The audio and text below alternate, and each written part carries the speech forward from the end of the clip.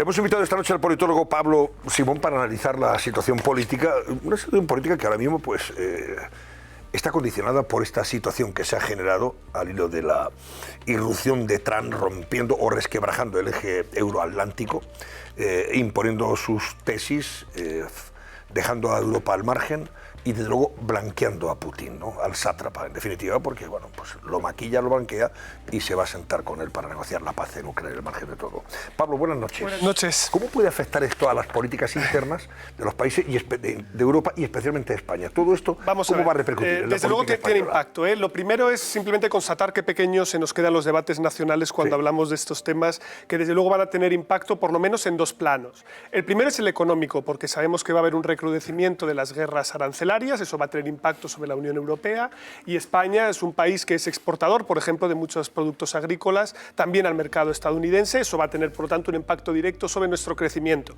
Es verdad que como nosotros, una parte importante de él depende tanto del sector público como de los fondos de Next Generation y del turismo, no va a haber un impacto tan fuerte como el que a lo mejor puede tener Francia o Alemania, que tienen economías más industriales, más exportadoras. Pero de entrada, turbulencias económicas, malas noticias desde ese punto de vista, pero el otro elemento que se estaba poniendo encima de la mesa, y lo había hecho el exministro Trillo de manera muy clara, es el pilar de la Europa de la defensa, que va a ser central, el hecho de que, igual que pasa en Francia, en Alemania, también España, los equilibrios políticos internos son muy difíciles y hay una exigencia de incremento del gasto militar y una dimensión que se habla un poco menos, que es de mejor integración del gasto militar que hacemos. Es decir, una parte del problema que tenemos es que no tenemos nuestros aparatos productivos, nuestra industria armamentística compatible, la francesa con la italiana, con la española, y digamos, empleamos hasta calibres distintos de balas, ¿no? Entonces tendríamos que buscar la manera de gastar más y mejor. Bueno, pues todo eso va a tener impacto, y lo está teniendo también, incluso, si se me permite, desde la perspectiva de los actores políticos nacionales.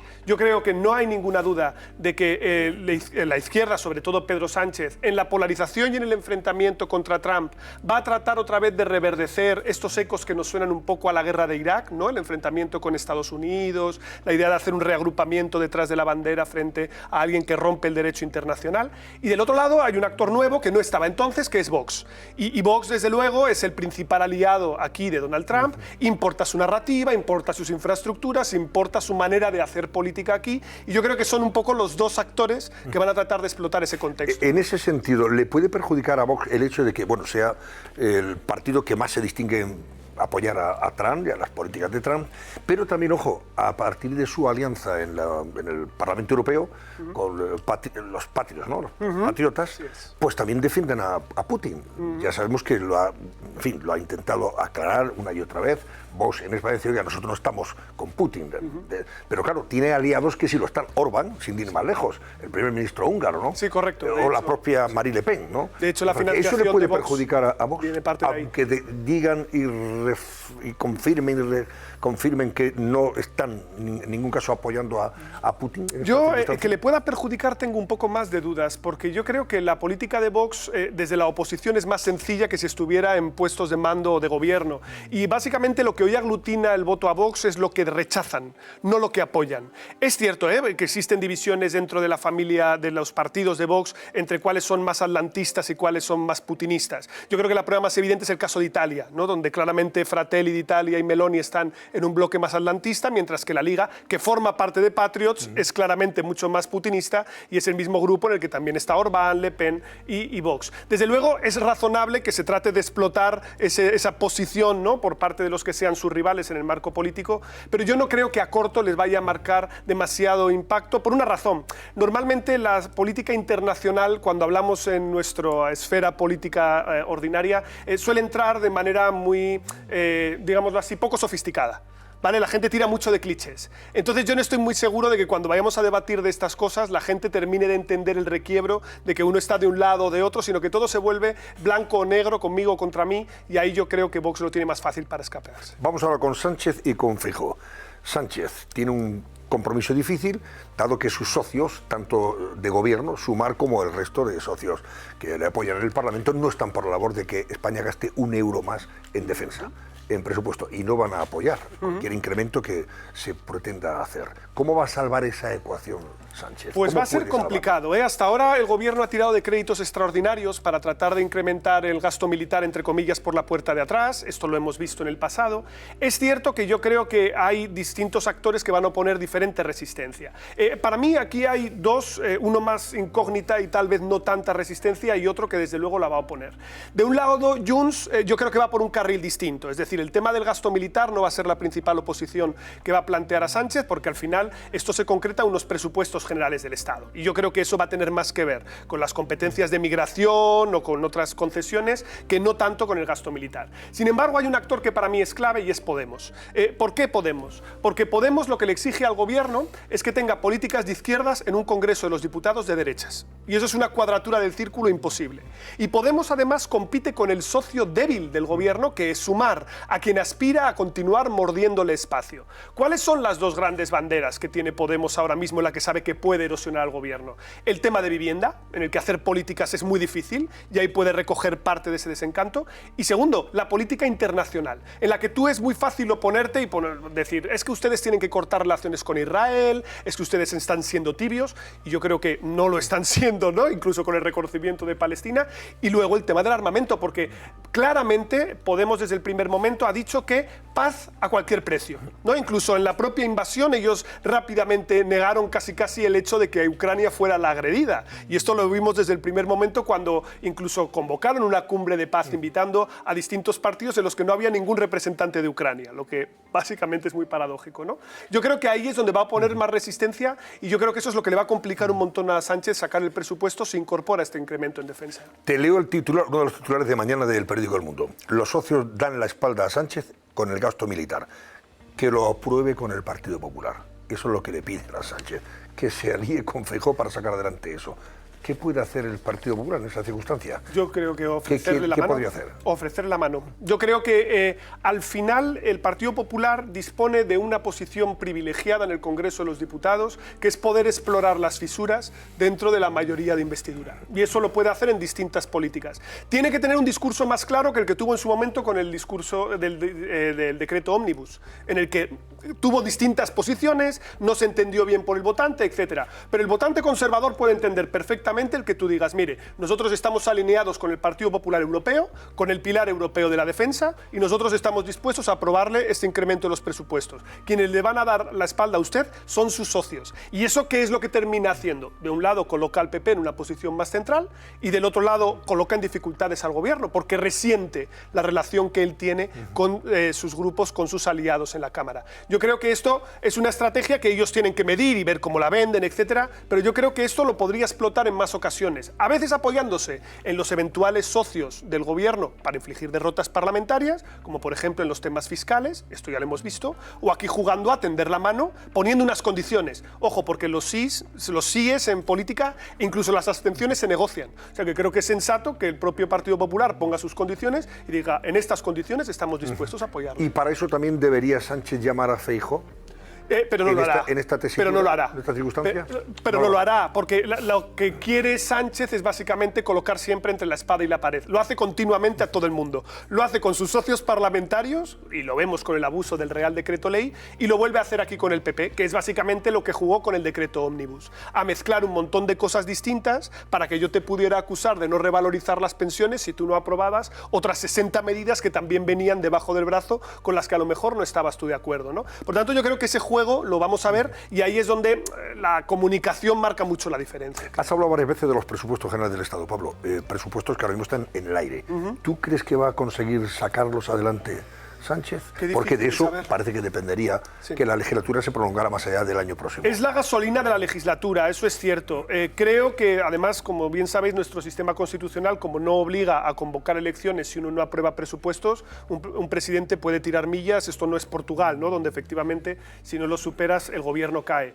Yo tengo la impresión de que Sánchez parece haber decidido ya que va a intentarlo a partir de septiembre. Es decir, que no le interesa ahora porque, por la razón que sea, no termina de ver claro el que pueda sacar estos presupuestos presupuestos, y es verdad que a lo mejor tiene más sentido intentar impulsarlo entonces, aunque esta legislatura estarían todos prorrogados. Es decir, que no se vería claro el que dispone de dicha mayoría. Yo creo que eso va a ser un cabo de hornos fundamental. Es decir, si se decide arrancar la tramitación o no. Y hay una cosa que ha pasado un poco desapercibido, ¿no? Que es cómo diferente sería la historia hoy si no hubiera habido elecciones catalanas. Es decir, son las elecciones catalanas en las que Esquerra Republicana es desalojada por el PSC, en la que Junts quería haber jugado algún papel, lo que termina arruinando totalmente los planes de Sánchez, porque él, tras la aprobación de la discutida amnistía, podía haber cogido carrerilla y haber sacado los presupuestos, y haber habido según la legislatura. Si hubiera gobernado en Cataluña, por ejemplo, Junts y Esquerra. Correcto, si el escenario fuese distinto. Ahora, pensando en términos de hitos, yo creo que el próximo hito que tenemos por delante, en términos electorales, en un principio este año no hay, son andaluzas. Y eso ya nos coloca en el año siguiente y entonces ya veríamos si se plantea lo de la concurrencia o no. O sea, convocar con las andaluzas. ¿Eso ser, sería factible en caso de que no sacara adelante, no aprobar los presupuestos? Se puede hacer porque la legislatura se agota de manera natural en junio del año próximo, por lo tanto él podría intentar así compensar el que ha sido históricamente uno de los graneros importantes del PSOE y ya no lo es. Porque para mí, desde una perspectiva de analista político, el cambio sociológico más interesante que ha ocurrido en España esta década ha sido el giro andaluz. Es decir, cómo ha pasado de ser una comunidad tradicionalmente votante del PSOE a ser, yo creo, hoy por hoy uno de los bastiones más sólidos que tiene el Partido Popular. Te pregunto ahora también, a propósito de unas declaraciones muy interesantes de Ábalos a El Mundo, y que vienen en la portada de la edición de mañana. Dice Ábalos, ojo con este titular, dice, soy el cortafuegos del PSOE para que no afecte a nadie más. Es su caso, ¿no?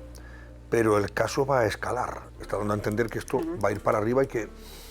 No sé si está sugiriendo que puede llegar hasta Sánchez. No lo sabemos. Lo que sabemos seguro es que él ha sido el cortafuegos político, es decir, la estrategia del PSOE ha sido voy a encapsular este escándalo única y exclusivamente a la figura de Ábalos y colaboradores y única y exclusivamente dentro del Ministerio de Transportes, ligado al caso Mascarillas. Esto es lo que de momento la UCO y la investigación está sosteniendo. Lo que no sabemos es si hay más, es decir, si se extiende, de momento hay sospechas, hay conjeturas, pero no sabemos si se extiende a otros ministerios y a otras administraciones, o como estabas planteando, si esto también puede escalar. Eso es lo que tienen que dilucidar los tribunales, y en función de eso, evidentemente, la presión política sobre los afectados será mayor. ¿Está desgastando todo esto a Sánchez o aparentemente no le está haciendo daño entre su electorado tradicional? Hombre, la brecha se ha abierto, es decir, ya vemos en las encuestas cierta transferencia de voto del Partido Socialista hacia el Partido Popular y cierta abstención entre sus votantes. Es verdad que como Sumar ahora mismo está en un proceso de jibarización, o sea, está totalmente devastado, está compensando parte de esas pérdidas con votantes que le vienen de Sumar, pero eso hace que el bloque de la izquierda en general esté reduciéndose y por lo tanto el electorado en general menos ideologizado, menos politizado, sí es más susceptible de cambiar su voto en función de estas cosas, de lo que es, podríamos llamar, percepción general de competencia o de honestidad de la política. Y eso es algo que se activa más hacia las campañas electorales. Ahí es donde veremos, ¿no? Pero es cierto que de momento lo que estamos viendo es que el Partido Socialista no está teniendo un desgaste muy acusado. Y esto está siendo así, está pudiendo resistir. Lo que pasa es que el bloque de la izquierda se está reduciendo. Por tanto, el PSOE podría sostenerse pero no gobernar. Y eso yo creo que es el aspecto fundamental. ¿Y la oposición? ¿Cómo analizas el papel de la oposición en estas circunstancias? ¿Cómo ves a Feijóo y al Partido Popular en esa labor de oposición? Teniendo en cuenta que, en fin, están pasando cosas que parece que no rentabiliza, ¿no? Aparentemente, a tenor de lo que sí, a ver, es una cuestión paradójica y yo creo que el Partido Popular no está acostumbrado a este escenario, y me explico. Tradicionalmente el Partido Popular había sido un partido atrapalotodo que hegemonizaba a la derecha y está acostumbrado a generar una dinámica de oposición frontal en la que básicamente lo que tienes que hacer, entre comillas, estoy simplificando mucho, es dejar que el rival se desgaste y recoger de manera natural la alternancia. El Partido Popular en su momento tiene dos competidores, Ciudadanos y Vox, en esos dos espacios.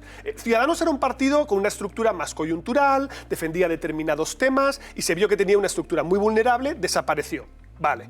Lo que ocurre ahora es que tienes un partido que es Vox, que tiene un suelo rocoso de entre un 10 y un 11%, que no es, como muchos han vendido, un partido evanescente, que vaya a desaparecer, y porque además viene alentado por corrientes internacionales de fondo y va a persistir. Y lo que tiene que decidir el Partido Popular es cómo se relaciona también con él y al mismo tiempo capitaliza la oposición a Sánchez. Es complicado porque muchas veces, y yo creo que esto es algo que también el Partido Popular debería reflexionar, ellos piensan que con el antisanchismo es suficiente. Y no es suficiente. Es decir, en el debate de las ideas, Vox está planteando en temas concretos políticas muy claras. Pero el Partido Popular, que es un partido más ecléctico según el territorio, defiende una cosa u otra, tiene dificultades para reaccionar en ese sentido. Y esto está haciendo, yo creo, que no sea capaz de capitalizar suficientemente el desgaste. Y te voy a poner un ejemplo. Obviamente yo no confío en la estimación del CIS, pero lo que sí hago es recalibrarla con la cocina clásica. Si tú recalibras con la cocina clásica, te das de bruces con una realidad. Y es que el único partido que crece es Vox, y esto ocurre sobre todo desde la Dana. Por lo tanto, esto señaliza que está recogiendo el descontento, la antipolítica, el enfado con el establishment. Pero el Partido Socialista y el Partido Popular hoy tienen una diferencia de apenas 1,5 puntos, 2 puntos, que es muy parecido a lo que tuvo en junio. ¿La derecha suma más? Sí. Es decir, la derecha podría sumar. Gracias a Vox. Efectivamente. Pero, paradójicamente, el Partido Popular y el Partido Socialista estrechan distancias, porque realmente lo que está haciendo Vox es recoger parte de ese desencanto más duro que no le termina de convencer Feijóo. No sabemos qué pasaría en campaña electoral. No hay elecciones convocadas, no sabemos. Pero, desde luego, el Partido Popular le resulta un poco complicado dar con la tecla de cómo relacionarse con ese partido. Sus rivales lo saben y también lo explotan. Es decir, por eso también interesa mucho a la izquierda empujar a Vox al alza, porque también saben que eso debilita al PP. Al hilo de esto, Pablo, comentabas antes la hipótesis, la posibilidad, remota de momento, pero en fin, una posibilidad de que en caso de que no hubiera presupuestos, pudiera tener la tentación Sánchez de hacer coincidir unas elecciones generales con las andaluzas. Estaríamos hablando de junio del próximo año. Por ejemplo. Del 26, ¿no? ¿Por qué le interesaría a Sánchez hacer coincidir esos comicios? Teniendo en cuenta que está muy fuerte Moreno, Juan Moreno está muy fuerte allí, y en fin, no sé si eso es un factor positivo o que a él le puede rentabilizar o no. Yo creo que por una razón muy sencilla, para nacionalizar el discurso. Es decir, esto el PSOE lo ha hecho ya en el pasado, cuando también gobernaba Andalucía, que es simultanear las dos elecciones. Y si tú comparas el diferencial de votos, mientras que el Partido Popular en Andalucía, cuando hubo las elecciones autonómicas, llegó a la mayoría absoluta y un diferencial muy relevante, ahora no tengo las cifras en la cabeza, pero muy relevante, con el Partido Socialista, ese diferencial fue apenas de 1,5 puntos durante las elecciones generales. Es decir, que la gente vota en clave diferente en función de cuál sea la contienda. Y Sánchez identificaría sí que hay un votante de izquierdas que vota por él, pero no votaría si tiene que votar por María Jesús Montero en una elección separada al PSOE de los ERE de Andalucía. Pero sí, lo tiene que hacer para intentar frenar a la ultraderecha y que gobierne en España, etcétera, etcétera. La narrativa es totalmente distinta y yo entiendo que eso piensan que podría empujar ese granero para sacar algo mejor de resultado, porque hay algo que yo creo que es evidente. El socialismo español, para conseguir gobernar España, o al menos gobernarlo, no digo ganar, necesita que el motor catalán y el motor andaluz funcionen. Y con que funcionar me refiero a que más o menos, no te digo que arrases, pero más o menos lo mantengas en tablas para poder competir. El problema que tiene ahora mismo el PSOE es que el motor andaluz lo ha perdido y necesita buscar algún mecanismo que nacionalice ese debate, como por ejemplo hizo el PSPV cuando convocó elecciones en la Comunitat Valenciana a la vez que las elecciones generales y no esperó a su turno, porque ellos pueden pensar que eso les renta. Vamos, es una hipótesis, estamos en conjeturas, ¿no? Totalmente. Oye, muy interesante lo que estamos comentando con Pablo Simón. A ver. Interesantísimo. Yo quería preguntarte un poco otra vez por el Partido Popular, etcétera. Tú hablabas antes de reverdecer la imagen de Irak. O sea, que puede jugar un poco a eso el PSOE. Sánchez, que más allá de los discursos, luego lo que juegues en Europa o no, ese discurso de trazo grueso, ¿eso puede frenar el porcentaje ese de voto que está buscando el Partido Popular, ese de centro-izquierda que está desencantado, etcétera? ¿Puede volver a aglutinar con ese no a la guerra? Sin entrar luego, porque claro, luego... Exacto, volver al no a la guerra, no a Trump, exacto, sin entrar en detalles, pues luego todo es mucho más complejo. ¿Puede a ese trasvase de votos del PSOE al PP que vuelva a la casa del padre? Bueno, no estoy del todo seguro, es también de nuevo una conjetura, ¿no? Pero desde luego lo que yo sí veo un efecto más claro es del voto táctico, voto estratégico de los votantes a la izquierda del PSOE. Es decir, que hubiera una concentración de la gente que está en los aledaños de Sumar o de Podemos que pudiera coger y votar por Sánchez en ese contexto. El votante centrista no lo sabemos porque todavía no sabemos cuál va a ser el tema de la campaña. Es decir, a la hora de la verdad, digamos que las elecciones son una pregunta. ¿vale? Y los votantes respondemos a una pregunta.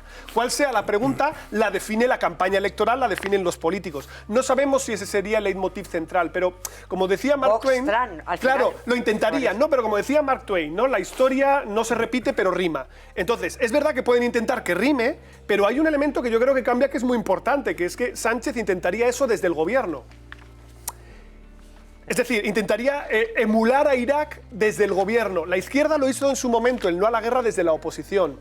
Y yo creo que es importante recalcar las implicaciones que eso tiene con un liderazgo como Trump, que es un liderazgo que es de confrontación. Entonces, claro, si tienes un riesgo también aquí, un riesgo país, digámoslo así, ¿no? Que es el de escalar tanto el discurso que, bueno, con Milei te lo puedes a lo mejor permitir. Pero yo no estoy muy seguro de que tú puedas permitirte un discurso de confrontación de esa naturaleza. Luego te reconcilias, digo. Sí, pero habría implicaciones para España.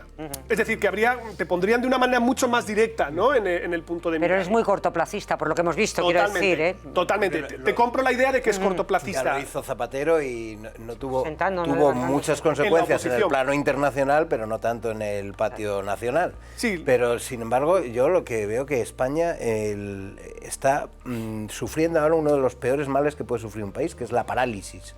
O sea, un gobierno sin apoyos, un gobierno que no puede aprobar leyes porque no tiene apoyos suficientes en las cámaras, que no puede aprobar presupuestos y en manos de alguien que le está haciendo el chantaje permanentemente, como es Puigdemont.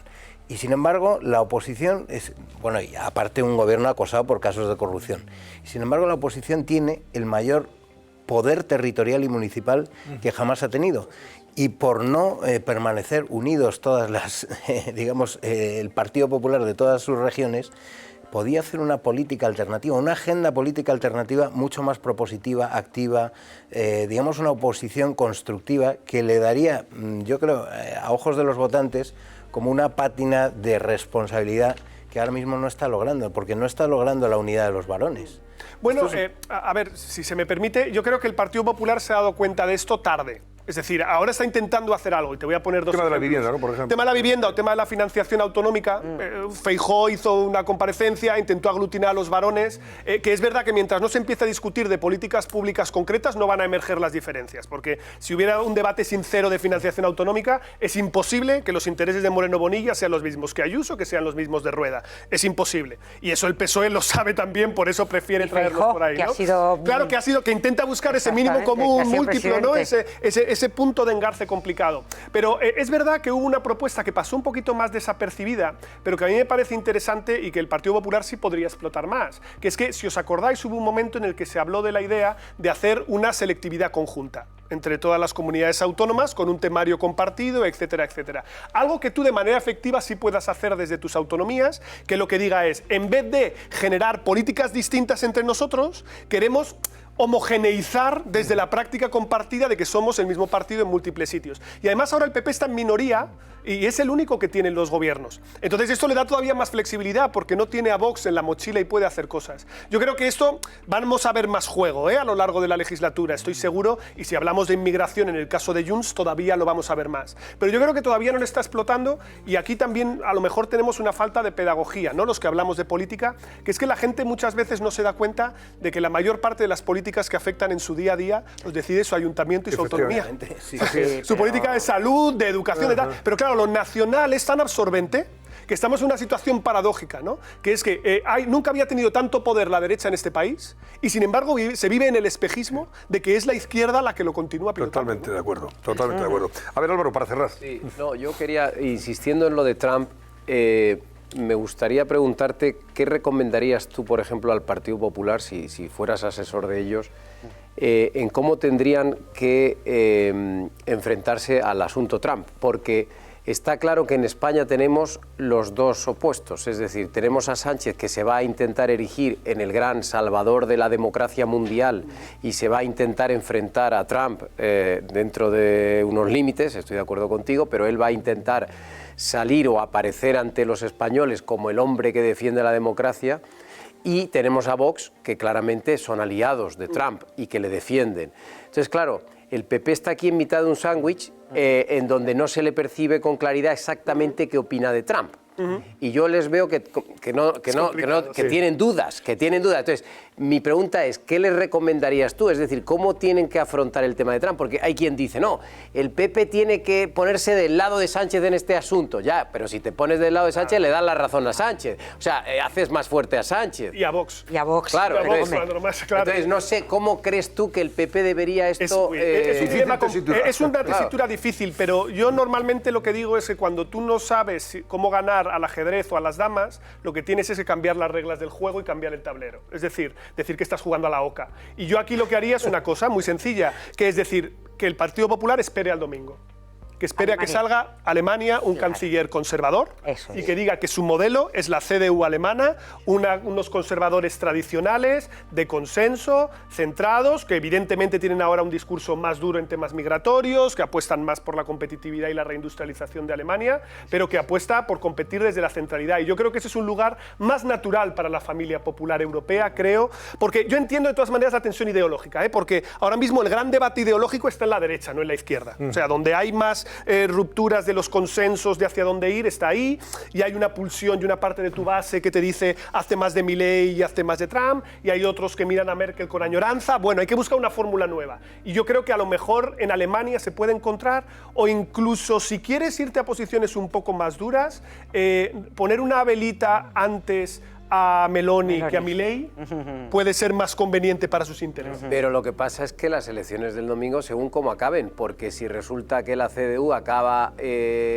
haciendo acuerdos con la extrema derecha, que no hay que descartar, no creo que ocurra. No parece, pero no es descartable.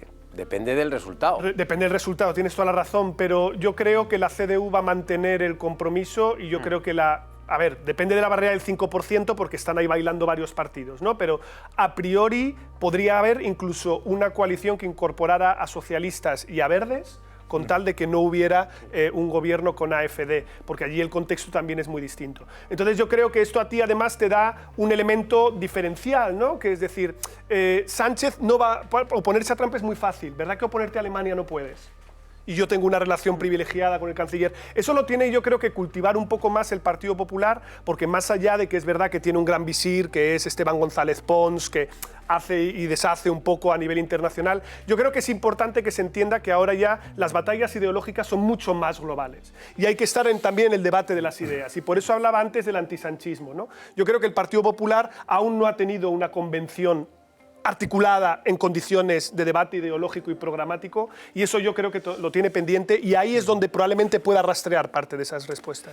Pues Pablo Simón, muchísimas gracias. Nada, un placer. Un placer, como siempre, recibirte y charlar contigo y escucharte. Gracias. Reflexiones y opiniones que, oye, merecen la pena valorar, sin duda alguna, desde el punto de vista político. Hasta una próxima ocasión, Pablo. Gracias. Hasta siempre, gracias.